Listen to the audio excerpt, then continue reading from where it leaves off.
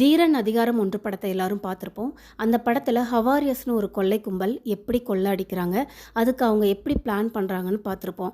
அந்த படத்தை பார்த்துட்டு ரொம்பவே உறைஞ்சு போனோம். ஏன்னா அது படம் இல்லை, ஒரு உண்மையான கதை.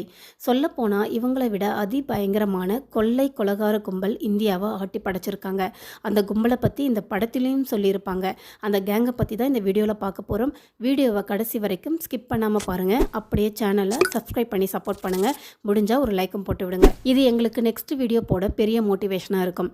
தக்கர்கள் 18-19ஆம் நூற்றாண்டுகளில் இந்தியாவின் முக்கால்வாசி பகுதிகளை சீரழித்த ரகசிய இயக்கத்தை சேர்ந்தவங்க தான் இந்த தக்கர்கள். நம்ம ரீல்ஸ் எல்லாம் பார்த்துருப்போம், தங்க் ஆஃப் லைஃப்னு. இந்த வார்த்தை இவங்க பேரான தக்கர்களில் இருந்து தக்கின ஆகி அப்புறம் தக்குன்னு மருவி மேலை நாடுகளில் பயன்படுத்தப்பட்டு வந்தது. அப்புறம் இந்தியாவிலும் பரவிடுச்சு. இவங்க பெரும்பாலும் கிராமப்புறங்களில் தான் வாழ்வாங்க. காளி தேவி இவங்களுடைய குலதெய்வம். காளியின் பிள்ளைகள்னு தங்களை அடையாளப்படுத்திப்பாங்க. தங்களுடைய தேவைகளுக்காக கொலை சம்பவத்தில் இவங்க ஈடுபடுறது இல்லை. இதை ஒரு தொழிலாக பார்த்தாங்க. கொலை பண்ணுறது தப்புன்னு அவங்களுக்கு தோணலை. ஏன்னா கொலை பண்ணுறது காளிக்கு உயிர் பலி தரதா அவங்க எடுத்துக்கிட்டாங்க. இவங்க மக்களோட மக்களாக கலந்து கொள்ளையடிப்பாங்க. இவங்களுடைய தாயகம் பாரசீகம். கிபி 1092 பாரசீக மன்னர் அரசவை குழுவில் ஹாசன் என்பவன் முக்கிய பொறுப்பில் இருந்தான். மன்னர் பிரதம மந்திரி கிட்ட நாட்டோட வரவு செலவு கணக்குகளை கேட்க மந்திரியோ தீர விசாரிச்சு சொல்ல 1 வருஷம் ஆகும்னு சொல்லியிருக்காரு. ஹாசன் இந்த வேலையை 4 மாசத்துல முடிச்சு காட்டுறேன்னு சொல்ல மன்னனும் ஓகே சொல்றாரு. 4 மாசம் கழிச்சு கணக்கு பார்த்தபோது நிறைய பித்தலாட்டம் இருக்கிறத பார்த்துட்டு கடுப்பான மன்னர் ஹாசனை கைது செய்ய சொல்ல அவன் அங்கிருந்து தப்பிச்சு பாரசீக எல்லையில போய் மறைஞ்சு வாழ்ந்தான். அப்புறம் அங்கு தனக்குன்னு ஒரு பெரிய சாம்ராஜ்யத்தை ஏற்படுத்திக்கிட்டான். மன்னன் ஹாசன் மீது படையெடுக்க சொன்ன இரவே மன்னர் மர்மமான முறையில் இறந்து கிடந்தார். பாரசீகத்தில் ஹாசன் அதிகாரம் மேலோங்கியிருந்தது. 96 வயசுள்ள ஹாசன் இறந்ததும் செங்கிஸ்கான் தளபதி பாரசீகத்து மேலே படையெடுக்க எல்லா தக்கிகளும் மூளைக்கு மூளை போய் ஒளிஞ்சுக்கிட்டாங்க. மலேசியா, இந்தோனேஷியா, கிழக்கு ஆப்பிரிக்கா, இந்தியா, இலங்கைன்னு ஆசிய கண்டம் முழுவதும் தக்கிகள் பரவியிருந்தாங்க. சாலை மார்க்கமாக பயணிக்கிற வியாபாரிகள், பக்தர்கள், சிப்பாய்கள், வணிகர்கள் இவங்க தான் இவங்களுடைய டார்கெட். இவங்க கூட தக்கிகள் சாதாரண பயணிகள் மாதிரி பயணிப்பாங்க. சிறிது தூரம் போனதும் நீளமான ஒரு கர்ச்சிஃபை வச்சு கழுத்தை இறுக்கி அவங்கள கொன்று அவங்களுடைய உடைமைகளை எல்லாம் திருடிக்கிட்டு ஒரு பெரிய குழி தோண்டி அவங்கள புதைச்சிடுவாங்க. இதனாலேயே இவங்களுக்கு கர்ச்சிஃப் கொள்ளைக்காரர்கள்னு ஒரு பேரும் இருக்கு. யாராவது பணத்தோடு பயணிக்கிறவங்க வீடு போய் சேரலனா அவங்க உயிரோடு இல்லைன்னு அர்த்தம். 1808, 1809 அதாவது ஒரே ஆண்டில் ஆக்ரா மணிப்பூர் நெடுஞ்சாலையில் இருக்க ஒரு கிணற்றுல 67 மனித உடலை கண்டுபிடிச்சாங்க.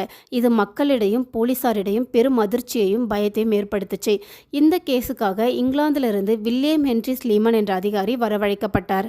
1809 ஸ்லீமன் கல்கத்தா லைப்ரரியில் பிரெஞ்சு நாட்டு யாத்ரீகர் தி வெனாட் என்பவர் இந்தியாவில் ரகசிய இயக்க கொள்ளையர்களான தக்கர்களை பற்றி எழுதின கட்டுரையை திரும்ப திரும்ப படிக்கிறாரு.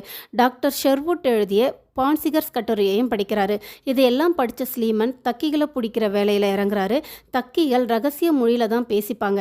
இது தக்கிகளுக்கு மட்டும்தான் புரியும். ஸ்லீமன் ஃபர்ஸ்ட் சங்கீத மொழிகளை கற்றுக்கிட்டு 1836 ரமசேனா என்ற புக்கை எழுதுறாரு.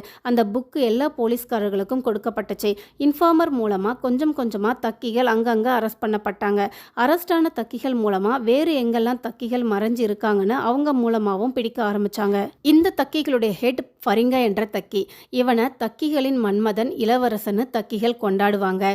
ஃபரிங்கா சில வாரங்களில் மட்டும் 100 ஆண் 5 பெண்களை கொண்டு இருக்கான். ஒரு 20 பேர் கொண்ட கும்பலை வச்சுக்கிட்டு 256 பேரை கொண்டு இருக்கான். இந்த ஃபரிங்கா தன்னுடைய அம்மா மனைவியை பார்க்க ஊருக்கு வந்தப்போ போலீஸ் அவனை அரெஸ்ட் பண்ணாங்க. வில்லியம் ஹென்றி ஸ்லீமன் ஃபரிங்காவை அப்ரூவராக மாற சொல்கிறாரு. அப்படி மாறினா அவனோட அம்மா மனைவியையும் இவனை தூக்கு தண்டனையிலிருந்து காப்பாற்றுறதா சொல்ல ஃபரிங்காவும் அப்ரூவராக ஆகி இந்தியாவில் இருக்க எல்லா தக்கிகளை பற்றியும் சொல்லியிருக்கான். ஸ்லீமன் 40 வருடம் போராடி மத்திய இந்தியா, வட இந்தியாவில் இருக்க தக்கிகளை அரெஸ்ட் பண்ணியிருக்காரு.